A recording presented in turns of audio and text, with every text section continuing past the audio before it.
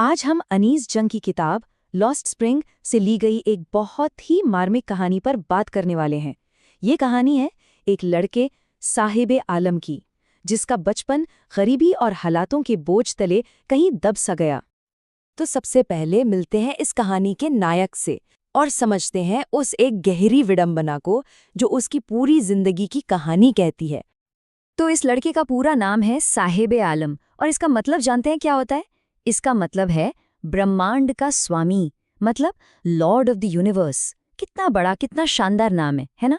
बस इस नाम को जरा ध्यान में रखिएगा, क्योंकि कहानी की सबसे बड़ी और सबसे दुखद विडंबना यहीं से शुरू होती है।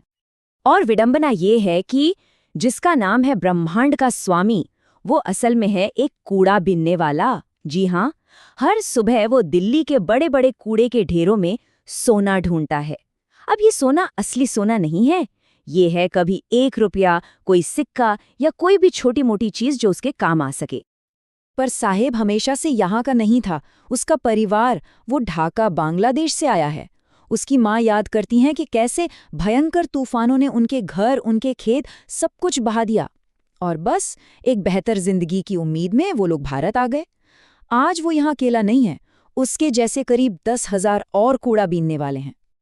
तो अब बात करते हैं उस जगह की जहां साहिब और उसका परिवार रहता है, सीमापुरी। एक ऐसी जगह जो उसकी जिंदगी की कड़वी सच्चाई का आईना है। देखिए, कहने को तो सीमापुरी दिल्ली में ही है, दिल्ली के बाहरी इलाके में, लेकिन हकीकत में ये दिल्ली से मीलों दूर लगता है। सोचिए, एक तरफ चमकती दमकती दिल्ली, विकास, बड़े बड़े मौके, और दूसरी तरफ है सीमापुरी, मिट्टी, टिन और तिरपाल से बने कच्चे घर, जहां ना तो सीवेज है, न नालियां, और ना ही पीने का साफ पानी। और कमाल की बात यह है कि ये लोग यहाँ कल नहीं आए हैं। साहिब जैसे न जाने कितने परिवार 30 साल से भी ज्यादा समय से यहाँ रह रहे हैं, बिना किसी सरकारी पहचान के, बिना किसी कागज के। जब लेखिका सीमापुरी की औरतों से पूछती हैं कि उन्होंने अपने खूबसूरत खेत खलियान क्यों छोड़ दिए, तो उनका जवाब सीधा और दिल पर लगने वाला होता है। वो कहती हैं, पहचान से ज्यादा जरूरी है पेट भरना। उनके लिए घर का मतलब कोई जमीन का टुकड़ा नहीं, घर का मतलब है वो जगह जहां दिन के आखिर में परिवार का पेट भर सके और रात को भूखे पेट ना सोना पड़े। तो फिर ये जो कचरा है, ये जो कूड़े का ढेर है, इसका असल में मतलब क्या है इन लोगों के लिए? क्योंकि सीमापुरी के बड़ों और बच्चों के लिए इसके मायने बिल्कुल अलग अलग हैं। इस फर्क को समझना बहुत जरूरी है। देखिए, जो बड़े हैं उनके लिए तो ये कचरा सिर्फ जिंदा रहने का एक जरिया है। उनकी रोज की रोटी इसी से निकलती है, ये उनका सोना है। लेकिन बच्चों के लिए, उनके लिए यही कचरा एक अजूबा है, एक रहस्य है। उनके लिए ये एक खजाने की खोज है, जिसमें कभी 1 रुपए का सिक्का मिल जाता है तो कभी 10 का नोट। हर दिन एक नई उम्मीद। और साहिब अकेला नहीं है इस खोज में, उसके साथ हैं नंगे पैर घूमने वाले लड़कों की पूरी एक फौज। लेखिका उन्हें सुबह के पंछी कहती हैं। बिल्कुल पंछियों की तरह ही ये सुबह सुबह दिखाई देते हैं और दोपहर होते होते अपनी अपनी दुनिया में गुम हो जाते हैं।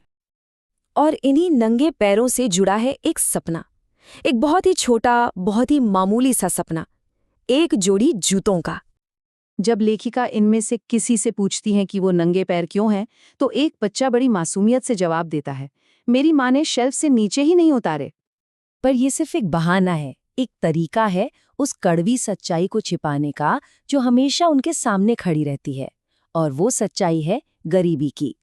असल बात तो ये है कि जूते पहनना उनके लिए कोई परंपरा नहीं, बल्कि एक ऐसा सपना है जो पूरा नहीं हो सकता। ये देखकर लेखिका को एक पुरानी बात याद आती है। करीब 30 साल पहले उडुपी शहर में एक पुजारी का छोटा बेटा था, जो रोज मंदिर में भगवान से एक जोड़ी जूतों के लिए प्रार्थना करता था।